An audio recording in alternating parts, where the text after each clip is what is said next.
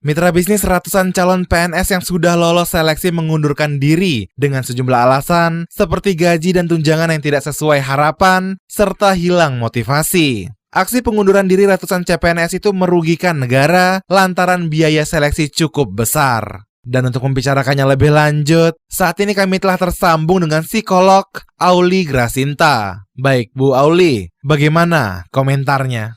Jadi ada 3 hal penting sebenarnya yang bisa kita lihat dari kondisi ini. Yang pertama adalah dari internal ya, namanya kematangan karir gitu. Jadi pada banyak survei mahasiswa tingkat akhir begitu ya, itu belum tahu, belum punya gambaran tentang karirnya akan seperti apa, mau jadi apa. Itu sebagian besar ya, mostly itu sekitar 67% itu tidak tahu kematangan karir, jadi belum memiliki kematangan karir gitu, berarti dia tidak tahu lulus itu mau kemana, mau jadi apa dan sebagainya. Nah, karena itu biasanya mereka akan mencari opportunity yang paling terbuka, begitu ya. Nah, opportunity yang paling terbuka yang salah satunya adalah menjadi CPNS. Nah, hal ini didukung oleh biasanya pandangan-pandangan tradisional bahwa menjadi CPNS itu adalah pekerjaan yang aman, menjadi CPNS itu tidak mungkin dipecat, menjadi CPNS itu dapat gaji terus walaupun kerja nggak kerja itu bayarannya sama dan sebagainya. Itulah pandangan-pandangan tradisional yang kemudian membuat lulusan, ya terutama lulusan perguruan tinggi itu menganggap menjadi PNS itu adalah salah satu pilihan karir begitu. Padahal pada dasarnya mereka sendiri belum cukup matang, belum memiliki kematangan karir gitu. Jadi sebenarnya nggak tahu apa yang dicari sih gitu. Itu yang pertama, kematangan karir. Yang kedua adalah perbedaan generasi yang sekarang kita sebut sebagai generasi generasi akhir-akhir milenial ya, ini yang sekarang masuk ke angkatan kerja ini adalah akhir-akhir dari milenials dan awal-awal dari generasi alpha, di mana mereka punya karakteristik yang sangat berbeda dengan generasi-generasi sebelumnya seperti generasi baby boomers, generasi X seperti saya. Ini agak berbeda, di mana yang menjadi indikator adalah mereka itu job hoppers ya, job hop gitu, hop itu lompat ya.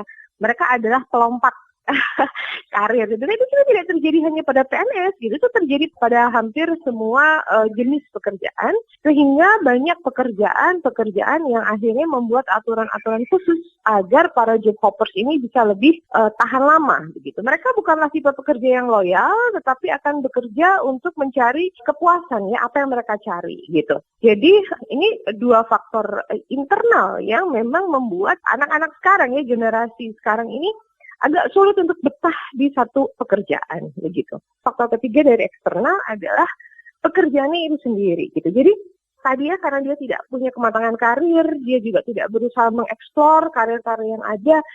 Yang penting keterima dulu karena ada tuntutan itu, begitu ya. Bahkan di tingkat perguruan tinggi itu dihitung, gitu ya, berapa lama dia di-trace, gitu ya, trace study, berapa lama mahasiswa itu lulusan itu kemudian bisa diterima kerja, itu paling nggak di bawah 3 bulan. Jadi ketika ada kesempatan ya mereka pasti akan mencoba begitu. Nah, kemudian yang eksternal tadi bahwa pekerjaan ini gitu tidak banyak lulusan itu nggak paham sebenarnya pekerjaan PNS itu apa. Semua orang tahu lah kalau keterima PNS-nya mana Kemenke, wah makmur gitu. Apalagi kalau di pusat gitu. Kementeriannya apa? PUPR di mana? Di pusat. Wah, moncer itu basah begitu. Tapi begitu dia di mana PNS apa guru di mana? Guru di pedalaman. Siap-siap deh begitu. Jadi gambaran umum tentang PNS ini seharusnya diperkenalkan dengan sangat spesifik dan rinci gitu. Kita akan ada di mana dan sebagainya. Karena ini sangat terkait dengan tadi penghasilan, tunjangan. Nah, sekarang gajinya mungkin sama. PNS golongan A itu golongan 1 gajinya sama, golongan 2 sama semua gitu ya. Penata 1-3C, penata 2A itu sama. Tapi ada tunjangan kinerja daerah yang berbeda. Ada tunjangan-tunjangan lain yang berbeda. Nah, ini yang membuat tadi kemungkinan untuk mereka berpindah ini jadi sangat tinggi. Apakah tes psikologi dapat memberikan gambaran mengenai seorang kandidat, Bu? Iya, tes psikologi itu bisa memberikan gambaran, tetapi dalam proses, begitu ya. tes psikologi ini hanya sebagian kecil dari keseluruhan requirement ya, dari keseluruhan prasyarat yang dibutuhkan gitu. Jadi tes-tes yang diutamakan adalah tes seperti tes kemampuan dasar, tes kemampuan bidang ya. Psikologi memang ada, tetapi prosentasenya kecil gitu. Prosentasenya kecil dan biasanya yang dilakukan psikotes di sini bukan psikotes mengenai loyalitas, karena loyalitas itu tidak bisa dites secara psikologis. Loyalitas itu dites secara kompetensi. Uji kompetensi namanya, assessment kompetensi. Bukan kalau psikotes adalah potensi. Gitu. Ini yang juga agak salah ya, agak blunder di masyarakat. Kalau misalnya kita mengetes itu adalah potensi, itu berarti kan dia punya potensi. Belum tentu itu terwujud. Nah, sementara kalau kita sudah tesnya adalah uji kompetensi, kita melihat apa yang sudah dia lakukan, atau judulnya portofolio gitu ya, apa yang sudah dia lakukan. Nah, itu bisa memberikan gambaran yang jauh lebih valid daripada tes psikologi. Demikian psikolog Auli Grasinta. Saya Ari Yudi Istira.